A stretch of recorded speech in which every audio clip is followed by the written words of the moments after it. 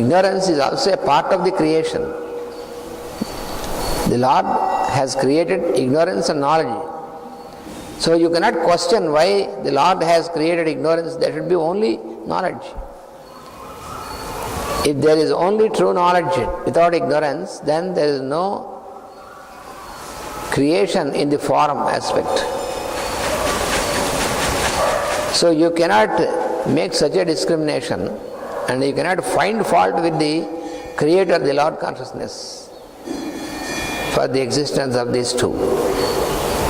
So you have to make use of this ignorance to get into the realization and into the knowledge.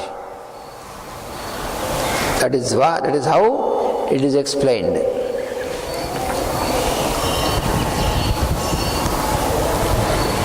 అందుకని యజ్ఞాత్వా ఈ శ్లోకంలో మనకు ఏం చెప్తున్నటువంటి అంటే యజ్ఞాత్వా దేన్ని ఈ విధంగా తెలుసుకున్నట్లయితే పునః మోహం నయాస్యసి ఏవం మోహం, ఈ విధమైనటువంటి మోహాన్ని మళ్ళీ పొందవన్నాడు.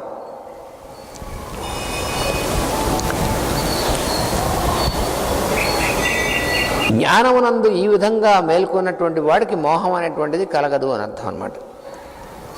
మోహం అంటే అర్థం ఏమిటి? మోహం అంటే అజ్ఞానమునందు తెలుసుకోవలసినటువంటి స్థితి, ఆ స్థితిని ఆరోపించుకోవడం అనేటువంటిదే మోహం. అజ్ఞానాన్ని జ్ఞానంగా నమ్మడమే మోహం కూడా. మోహం అంటే అజ్ఞానమనే జ్ఞానంగా నమ్మడం, అది మోహం అంటే. So that is what he explains. Confusion, మోహం అంటే confusion. When you believe ignorance as knowledge, then you are confused. So when you get into such a realization, then there is no need for you to get confused. That is what he explains in this stanza. తమ నమ్మకాలు అనేటువంటివి, అభిప్రాయాలు అనేటువంటివి, నిర్వచనములు అనేటువంటివి, వాటినే జ్ఞానముగా నమ్మినటువంటి వారు, అంటే మనం ఏం చేస్తామంటే మనం మామూలుగా అంతర్యామి అనేటువంటి దాని యందు మన ప్రజ్ఞ ఉన్ముఖం కానప్పుడు మనకు ఉన్నటువంటి అభిప్రాయాలు మన జ్ఞానం అనుకుంటాం, మన impressions. So before we get into the realization, we consider our impressions as knowledge. మనకున్నటువంటి అభిప్రాయాలు వేరు, జ్ఞానం వేరు. కానీ అభిప్రాయాన్ని జ్ఞానం అనుకోవడమే మోహం.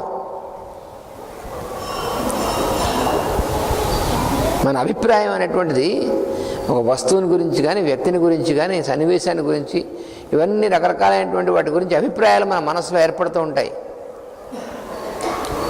ఈ అభిప్రాయాలు ఏర్పడడం అనేటువంటిది ఇంప్రెషన్ మేకింగ్ అంటారు దాన్ని. అదే అజ్ఞానం అంటే. అది చిత్త వృత్తి. అలా అభిప్రాయాలు ఏర్పరచుకోవడం అనేటువంటి లక్షణం ఉందే, దాన్ని చిత్త వృత్తి అన్నారు పతంజలి మహర్షి. అది ఎప్పుడైతే ఆగిపోతుందో అప్పుడు ఉన్నటువంటి స్థితే యోగము అని అన్నాడు ఆయన. యోగ చిత్తవృత్తి నిరోధ. యోగం అంటే అర్థం ఏంటి? ఈ చిత్తవృత్తులు, అభిప్రాయాలు అనేటువంటివి ఏర్పడుతున్నాయి, ఈ ఏర్పడడం, ఈ యాక్టివిటీ ఆగిపోవడమే యోగం అంటే. So Patanjali explains that suspension of such an activity of mind where we form the impressions, so that state of suspension is called yoga.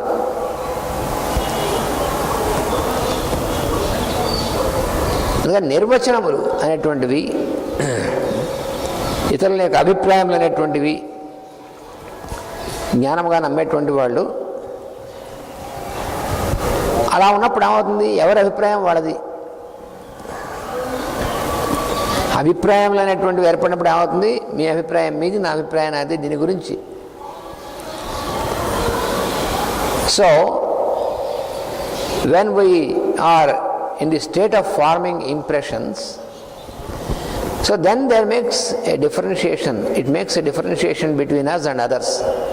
Everyone differs from the other because of the impressions.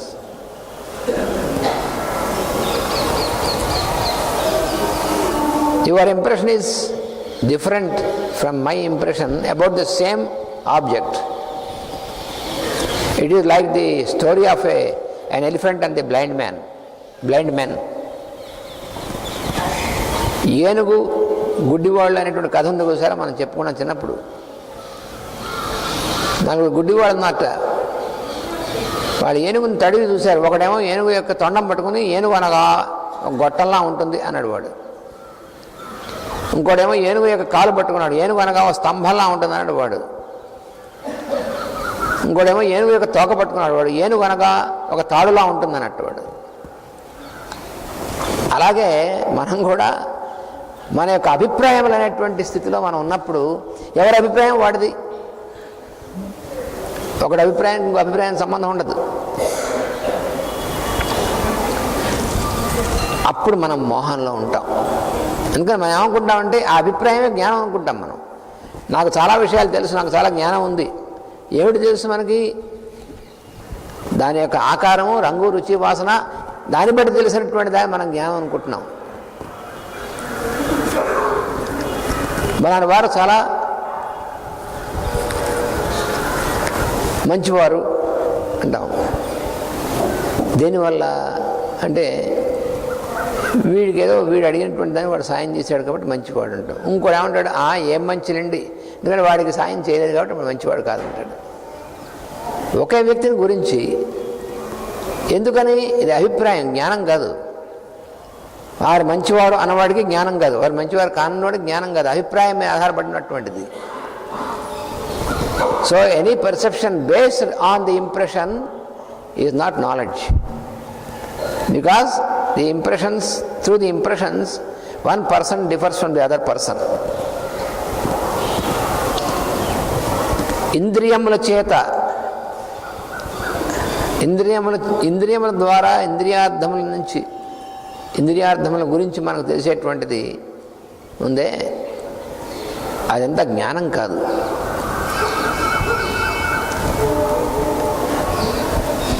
జ్ఞానం నిజమైనటువంటి జ్ఞానం అనేటువంటి దాని యందు వేరువేరు అభిప్రాయాలుగా తావు లేదు, ఒకటే ఉంటుంది. అక్కడ నిప్పులో వేలు పెడితే కాలుతుంది. ఆ నిప్పులో వేలు పెడితే కాలడం అనేటువంటిది ఎవరికి అని, మీకు కాలుతుంది, నాకు కాలుతుంది, అందరికీ కాలుతుంది. అది ఎవరికి కూడా మీకు కాలుతుంది, నాకు కాలదు అనడానికి వీల్లేదు. అక్కడ భిన్నత్వం ఉండదు. ఎక్కడైతే జ్ఞానం ఉంటుందో అక్కడ భిన్నత్వం ఉండదు. జ్ఞానము కాకుండా మోహం వల్ల ఏర్పడినటువంటి అభిప్రాయాలు మాత్రం ఉన్న చోట భిన్నత్వం ఉంటుంది. So the difference between two persons arises only when it is a matter of impression. If it is a matter of knowledge, then there cannot be any difference. It is just like when a person keeps his finger into fire and another person also does the same. So the experience of burn is the same for all these persons. It cannot be different.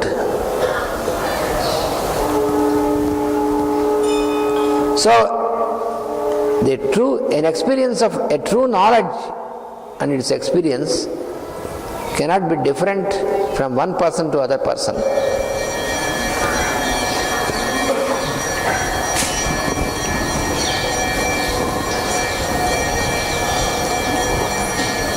అందుకని ఒకే వెలుగుతో, అంటే నిజమైనటువంటి వెలుగు ఏదైతే ఉందో లోపల అంతర్యామైనటువంటి వెలుగు యందు ఉన్నటువంటిది, దాని యందు మేల్కాల్చినటువంటి వాళ్ళకి ఆ వెలుగు అనేటువంటి సంబంధమే ఉంటుంది తప్ప బాహ్యమైనటువంటి మిగిలినటువంటి వాటి సంబంధం అనేటువంటిది ఉండదు. అందుకని వాళ్ళకి మోహం అనేటువంటిది ఉండదు. అది మోహం అంటే. ఈమె భార్య, ఈయన భర్త, ఈయన స్నేహితుడు, ఈయన శత్రువు, ఇవన్నీ ఉన్నాయనుకోండి, ఇవన్నీ అభిప్రాయాలు. అదేమిటంటే భార్య భర్త అభిప్రాయం ఏమిటంటే అభిప్రాయమే అది. అది నిజమైనటువంటి జ్ఞానం ఎట్లా అంటాం మనం? మరి అయితే ఇది అజ్ఞానం కాబట్టి ఇది ఉండకూడదు అంటామా? అజ్ఞానం కూడా ఉండాల్సిందే. అవిద్య విద్య మొట్టమొదటి చెప్పుకున్నాక విద్య అవిద్య అనేటువంటిది అంటే అవిద్య లేకపోతే లాభం లేదు. అయితే దాని యందు వ్యామోహంతో ఉండిపోతే మనకు సరైనటువంటి జ్ఞానం రాదు. ఈ రెండు ఎప్పుడూ ఉంటాయి. ఎందుకంటే దీని నుంచి దానికి వెళ్ళాలి మనం. భార్య భర్త అని అన్నాం, భార్య అనన్న భర్త అనగా ఇంప్రెషన్ అనేటువంటిది ఎందువలన అది ఎప్పటి నుంచి జన్మతః ఉన్నటువంటిది కాదు కదా. అందుకని దాని యొక్క పరిమితి మనం తెలుసుకొని ఈమె భార్య కాబట్టి ఈయన భర్త కాబట్టి అదే వీళ్ళు పిల్లలు కాబట్టి ఇట్లా కాకుండా ఆయన లోపల ఉన్నటువంటిది ఒకటే వస్తువు, అదే అంతర్యామి లేక నేను తాను అనేటువంటిది. దాని యందు మనం మెలికాంచినప్పుడు అప్పుడు మన ప్రవర్తన అనేటువంటిది జ్ఞానంతో కూడి ఉంటుంది, కానీ అజ్ఞానం అక్కడ ఉండదు. వ్యామోహం ఉండదు. అప్పుడు మోహం అనేటువంటిది అప్పుడు ఉండదు. మోహం ఎప్పుడు ఉంటుందంటే ఈ అభిప్రాయం అనేటువంటి వాటి ఎప్పుడే ఉంటుంది. వెలుగు ఆ లోపల ఉన్నటువంటి వెలుగుతో సంబంధం ఉన్నప్పుడు మోహం ఉండదు అక్కడ.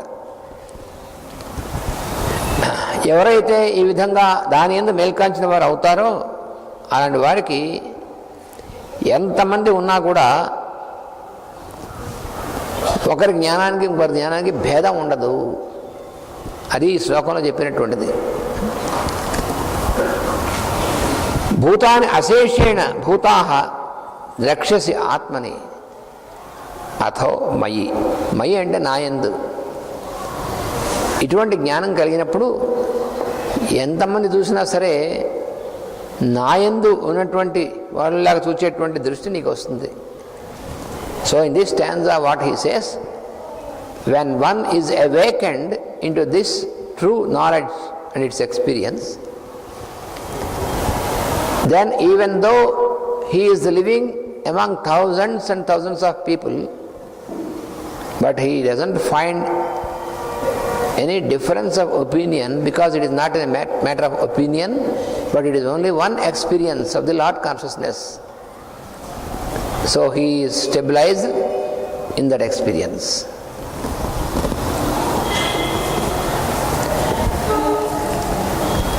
ముప్పై 35వ శ్లోకంలోకి వచ్చినప్పుడు ఇది మనం చెప్పుకున్నటువంటిది. అందుకని సత్యమైనటువంటి జ్ఞానం అనేటువంటిది ఏదైతే ఉందో అది ఈశ్వరుడు ఒక్కడే. అది పొందినటువంటి వాడు సర్వజీవులను తానుగానే గుర్తిస్తాడు. అందుకని నిజమైనటువంటి జ్ఞానం పొందినటువంటి వాడు ఎవరిని చూసినా కూడా తానుగానే గుర్తిస్తాడు. So A person who is stabilised in this true knowledge of the indweller, so with whomever he makes a transaction, he perceives only himself there as the other person. ఇది మనం తెలుసుకోవాల్సినటువంటిది. ఎవరిని చూసినా కూడా తనను చూసినట్టుగానే అటువంటి అనుభూతిలోనే ఉంటాడు. దీన్ని ఏమంటారంటే ఆత్మవత్ సర్వభూతేషు యః పశ్యతి సపశ్యతి అన్నారు. సమస్త జీవులు యందు కూడా ఆత్మవత్ యః పశ్యతి. ఆత్మ అంటే ఏమిటి?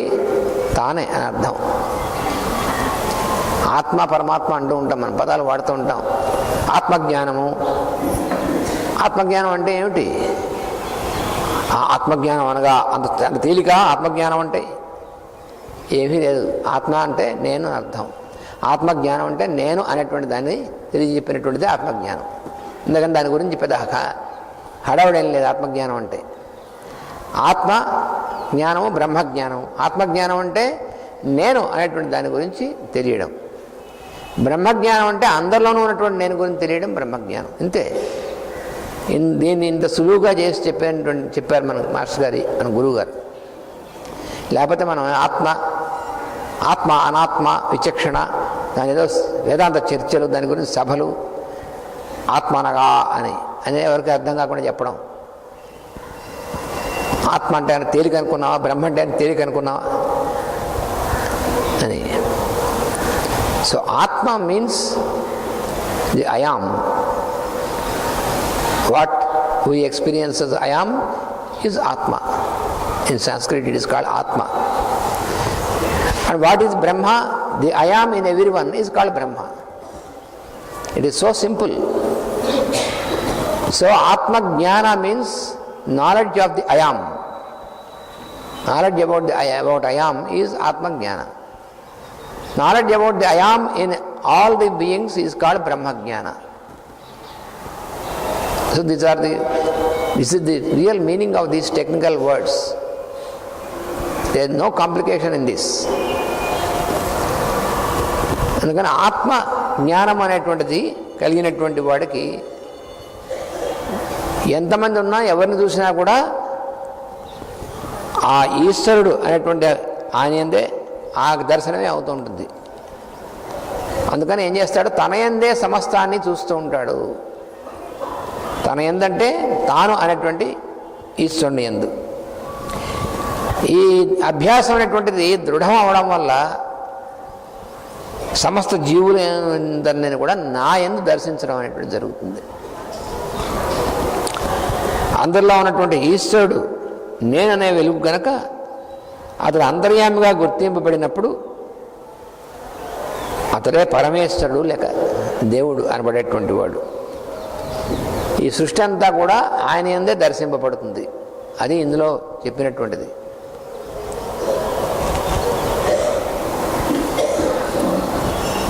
So the true knowledge is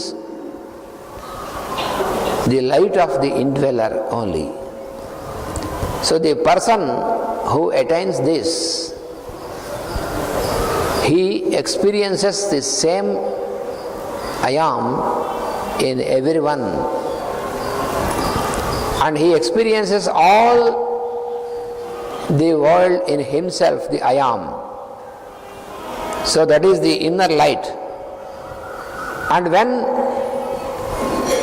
this becomes abhyasa, it becomes his habit, natural habit, then he perceives everything in himself and the indweller everywhere. Then he knows what God is. భగవంతుడు అంటే ఏమిటో అప్పుడు తెలుస్తుంది. లేకపోతే భగవంతుడు అనగా మన యొక్క అభిప్రాయంగానే మనం చూస్తాం.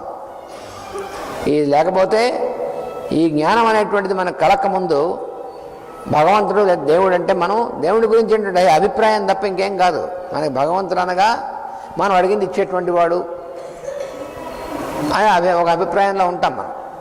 కానీ ఎప్పుడైతే ఈ రకమైనటువంటి జ్ఞానం మోహం తొలగిపోయి ఈ రకమైన జ్ఞానం కలుగుతుందో అప్పుడు భగవంతుడు అనగా నేను అనేటువంటిది వాడు రూపంలోనే అంతర్యామిగా ఉన్నటువంటిదే భగవంతుడు అని తెలుస్తుంది.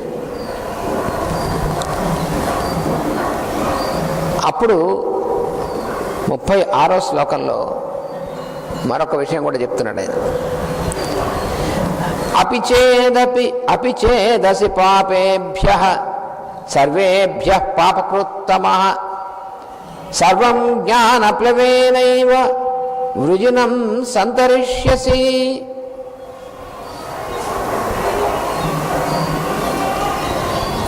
పాపేభ్యః సర్వేభ్యః అపిచేత్ పాపకృత్తమః. So in the next stanza, the stanza 36, Lord further explains, never mind about your sins, because when you have to attain the true knowledge, what about the sins? Here the Lord says, never mind about sins. May you be the sinner of all the sinners. Never mind. Cross your sins by the boat of your knowledge. You see, the ocean is many hundreds of times bigger than the boat. Yet you can cross the ocean by the boat. You see how simply the Lord explains here in this stanza. ఈ లోకంలో ఉన్నటువంటి పాపులు అందరిలోనూ అతి పాపాత్ముడు అయి ఉండవచ్చు. నువ్వు అన్ని పాపములు చేసి ఉండవచ్చు. పాపేభ్య సర్వేభ్య పాపకృత్ తమః. తమః అంటే సూపర్లేటివ్ అన్నమాట. అత్యంతము, ఇక నేను మించినటువంటి పాపం చేసినటువంటి వాడు లేకపోకుండా అంత పాపాలు చేసి ఉంటాం అనుకో. మరి అప్పుడు విముక్తి ఎలాగా అన్నాడు. అంటే చెప్తున్నాడు, సర్వం జ్ఞానప్లవేన వృజినం సంతరిష్యసి. జ్ఞానం అనబడేటువంటి ఈ నావలో ఎక్కి ఈ సముద్రాన్ని నువ్వు దాటగలవు అన్నాడు. చాలా ముఖ్యమైనటువంటిది. అంటే మరి ఈ రకమైనటువంటి జ్ఞానం పాపాత్మలకు వస్తుందా అని మన సందేహం కలుగుతుంది. పాపములు చేసినటువంటి వాడికి ఈ రకమైనటువంటిది ఎలా వస్తుంది? పాపం చేసేటువంటి వాడికి వారి యందు ఉన్నటువంటి పాప బుద్ధి ఉందే, అది కూడా దైవంగానే గుర్తించాలి. మరి తప్పులు చేసేటువంటి వాడు ఉన్నారు, పాపాలు చేసేటువంటి వాడు ఉన్నారు. మరి వాళ్ళలో భగవంతుని ఎట్లా చూస్తామండి మనం? మన యందు అంతర్యామి ఉన్నవాళ్ళని చూసాం. సరే, మన యందు అనుకూలంగా ఉన్నవాళ్ళు, మంచిగా ఉన్నటువంటి వాళ్ళు, సత్ప్రవర్తన ఉన్నటువంటి వాళ్ళు అంతర్యామిగా చూసాం. కానీ వాడు పాపాలు చేసేటువంటి వాడు ఉన్నాడు, పాపి, మహాపాపి అంటాం మనం. మరి వాడి యందు ఎలాగా అని సందేహం కలుగుతుంది. నిస్సందేహంగా పాపులు అనబడేటువంటి వారు, వారి ప్రవర్తనలు దేవుడి నాటకరంగమే అని తెలుసుకోవాలన్నారు. చాలా కష్టం ఇది. ఇక్కడే ఉంది, ఇది వాసుదేవోపాసన అన్నమాట. అన్నిటి యందు భగవంతుడు ఉన్నాడు అని చూడడం అనేటువంటిది పర్వాలేదు. ఈ మైక్ భగవంతుడు, ఈ గోడ భగవంతుడు, ఆయన భగవంతుడు, ఆవిడ భగవంతుడు, ఇదంతా బాగానే ఉంది. కానీ వారి యొక్క ప్రవర్తన అనేటువంటి దాంట్లో పాపముతో కూడినటువంటి, పాపబుద్ధితో కూడినటువంటి ప్రవర్తన ఉన్నప్పుడు మరి అది కూడా భగవంతుడైనా ఇది ఎలా ఒప్పుకుంటాం మనం? అక్కడ ఉంది చిక్కంతా. అది వాసుదేవోపాసన అంటే తెలిస్తే కానీ అర్థం కాదు. అయితే ఈ శ్లోకం వల్ల మనకేం తెలుస్తుందంటే, పాపము అనేటువంటి చేద్దామనేటువంటి బుద్ధి, పాపులు అనబడేటువంటి వారు ఎవరైతే పాప కృత్యాలు చేస్తున్నారో వారి ప్రవర్తన అనేటువంటిది భగవంతుడు తెలియకుండా వాళ్ళు ప్రవర్తించరుగా. అందుకని భగవంతుడి యొక్క నాటకరంగం అని తెలుసుకోమన్నాడు. అంటే వాళ్ళు అలా యాక్ట్ చేస్తారు, భగవంతుడు వాళ్ళ చేత అలా యాక్ట్ చేస్తున్నాడు. దీనికి మాస్టర్ గారు అద్భుతమైనటువంటి ఉదాహరణ ఇచ్చారు మనకు అర్థం అవ్వాలంటే. ఒక నాటక రచయిత ఉంటాడు, ఆ నాటకాన్ని రచిస్తాడు, ఒక నాటకాన్ని రాస్తాడు. ఆ నాటకాన్ని రాసినటువంటి దాంట్లో, నాటకంలో నాయకుడు, నాయిక, ఇతర పాత్రధారులు, అందులో ఒక క్రూరమైనటువంటి వాడు, దుష్టుడు, ఇవన్నీ కలిపి నాటకం అంటారు. కానీ నాటకం అసలు ఇంకెవరు లేకుండా వాడెవడో ఒకళ్ళు ఇద్దరు కూర్చుని వాడు మొదల నుంచి చివరి దాకా ధ్యానం చేస్తూ కూర్చున్నారు. ఆ నాటకం అంటే ఎట్లా? అది నాటకం ఎట్లా అవుతుంది మనకి? వాడు నాటకం తెరదీయంగానే వాడు ధ్యానంలో ఉంటాడు. వీరు చాలా సజ్జనులు, వీరు ఎప్పుడు ధ్యానం చేస్తుంటారు. వాళ్ళు ఆ నాటకం ఒక గంట సేపు, 2 గంటల సేపు నాటకం వేసి అంతా వాడు కూర్చొని ధ్యానం చేస్తుంటాడు, భగవంతుడు పూజ చేస్తుంటాడు. ఇది నాటకం. అది ఎవడు చూడ్డా నాటకాన్ని? అది రసం అనేటువంటిది ఎప్పుడవుతుంది?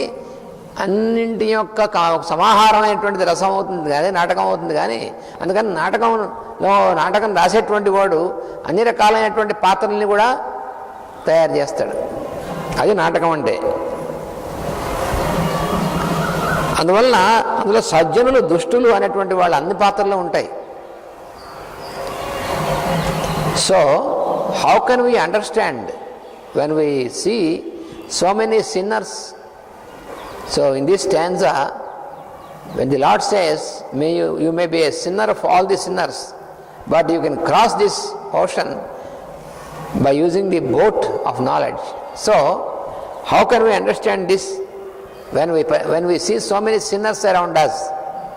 Of course we cannot see ourselves, our sins, but we see the sins in others. We are habituated. So when you see so many sinners in this world, then how can we understand that this is also a part of the Lord consciousness? Can we attribute sin to the Lord? How can we understand this? పాపం అనేటువంటిది భగవంతుని యందు కూడా పాపం ఉంటుందా? భగవంతుడు కూడా పాపాత్ముడా? అయితే మనం భగవంతుని కూడా పాపాత్ముడు చేస్తూ ఉంటాం మనం. ఎందుకంటే కొన్ని అజ్ఞానమైన పనులు ఉంటాయి. పూజ చేసిన తర్వాత పూజంతా చేసి ఆత్మ ప్రదక్షిణ నమస్కారం చేస్తుంటాం. పాపోహం పాప కర్మాహం పాప ఆత్మ పాప సంభవ అని ప్రతి పురోహితుడు కూడా ఇదే చేయిస్తుంటాడు. మనం ఏం చేస్తాం? భగవంతుని ఆవాహన చేస్తాం ముందు. ఏ రకమైన పూజ చేసినా సరే ఆవాహన చేస్తాం. ఆవాహన అంటే ఎందులోకి? మనలోకే. భగవంతుని రమ్మని ఆవాహన చేస్తాం మనం. లక్ష్మీనారాయణ ఆవాహయిష్యే, లేకపోతే ఉమామహేశ్వరం ఆవాహయిష్యే, ఏ రూపంలో సరే భగవంతుని మనలో పిలుస్తున్నాం. మనం పిలిచి షోడశోపచార పూజలు చేస్తున్నాం. భగవంతుని అన్ని పూజలు చేస్తున్నాం, పిలుస్తున్నాం, ఆసనం వేస్తున్నాం, కూర్చోబెడుతున్నాం. పాదయో పాద్యం సమర్పయామి, హస్తయోర్ఘం సమర్పయామి, ముఖ్య ఆచమనీయం సమర్పయామి, ఇవన్నీ చేస్తాం. నైవేద్యం సమర్పయామి, ఇవన్నీ చేస్తాం. చేసి అంత పూజ అంతా అయిన తర్వాత గిరగిరగిర ఆత్మప్రదక్షిణ చేసి, ఆత్మప్రదక్షిణ అనే మాటకు కూడా సరైన అర్థం తెలీదు. ఆత్మప్రదక్షిణం అంటే ఆత్మకి ప్రదక్షిణం ఏంటి? కానీ ఆ ప్రదక్షిణం ఎందుకంటే అన్ని దిక్కులు ఎంతో ఉన్నటువంటిది ఆ భగవంతుని అనేటువంటి దానికోసం ప్రదక్షిణ. దానికి ఒక పేరు పెట్టారు, ఆత్మప్రదక్షిణ అని. ఎందుకంటే మనం అలా తిరగడం అనేటువంటి తిరుగుతూ అన్ని దిక్కుల్లో ఉన్నటువంటిది భగవంతుని దర్శనం చేయడం కోసం. ఈ ఆత్మప్రదక్షిణ చేస్తూ వీడు చదివేటువంటి పాపోహం పాపకర్మాహం పాపాత్మ పాప సంభవ, కొరివిడి దుంపదగా. అప్పటిదాకా భగవంతుని పూజ చేసి ఆయన ఆవాహన చేసి మనలోకి ఆయనతో కూడా కలిపి నేను పాపాత్ముడిని, నేను పాపిని, పాపోహం నేను పాపాన్ని, పైగా పాప సంభవ ఆ తల్లిదండ్రులు కూడా పాపులు, వాళ్ళకు కూడా మనకి అనంత పాపానికి వాళ్ళు కూడా పాపులుట. పాప కర్మాహం నేను చేసేదంతా పాపమే. ఎవడు చేయమనండి పాపం? పాపోహం నేను పాపిని, పాప కర్మాహం నేను చేసేటువంటిదంతా కూడా పాపం. పాపాత్మ ఆత్మ కూడా పాపమే అంటే పరమాత్మ మనలో భగవంతుడు కూడా పాపే. పాప సంభవ మా తల్లిదండ్రులు చేసిన పాపం వల్ల నేను పుట్టాను. అర్థం అదండి ఈ శ్లోకానికి. ఏమైనా అర్థం ఉందా ఈ శ్లోకం చదవడంలో? కానీ ప్రతి పురోహితుడు ఇదే చేస్తా అంటే వాడికి ఏం బుర్రలేదనమాట. ఇలా అన్నాను ఏమనుకోకండి. అంటే వేదం చదువుతున్నా దానికి అర్థం తెలియనటువంటి వాడు చేస్తే ఇట్లాగే ఉంటుంది. వాడు కనీసం సంస్కృతం ఏమాత్రం తెలిసిన వాడికి కూడా అర్థం అవుతుంది ఈ శ్లోకం. గిరగిర తిరుగుతూ ఈ శ్లోకం చెప్పిస్తాడు. దీన్ని మాస్టర్ ఏమన్నారంటే గజస్నానం అన్నారు దీన్ని. ఏనుగు శుభ్రంగా స్నానం చేసి వస్తూ మళ్ళీ తొండల్లో బురద నీళ్ళు పెట్టుకుని బయటకు వచ్చాక అవన్నీ చల్లుకుంటుంది అనమాట. ఏదో స్నానం చేసి ఇంక లాభమే ఉంది అంటే ఎంత కరుడు కట్టిన అజ్ఞానం చూడండి. దీన్నేమో సంప్రదాయమా? ఎవడో సృష్టిస్తాడు. అలాంటి వాడు కొంచెం సంస్కృతం వచ్చినవాడు ఒక శ్లోకం రాసి పడేశాడు. అది చదువుకుంటూ గిరగిర తిరుగుతుంటాడు. మీరు ఏ గుళ్ళోకైనా వెళ్ళండి, ఎక్కడైనా చేయండి, అసలు ఎంత పెద్ద చాలా ప్రఖ్యాతమైన పురోహితులైనా సరే చివరికి ఈ శ్లోకమే పాపాత్మ పాప సంభవ అని. ఇది తప్పు అని విడమని చెప్పగలిగినటువంటి వారు మన మాస్టారు బాబాగారు వీళ్ళిద్దరే చెప్పారు. ఇది చేయించకూడదు తప్పని ఖచ్చితంగాను. మిగిలినటువంటి వాడు పాపం మొహమాట పడి ఊరుకున్నారు అంతే. పెద్దవాళ్ళు అయ్యండి కూడా ఎంత అపచారం ఇది చదవడం.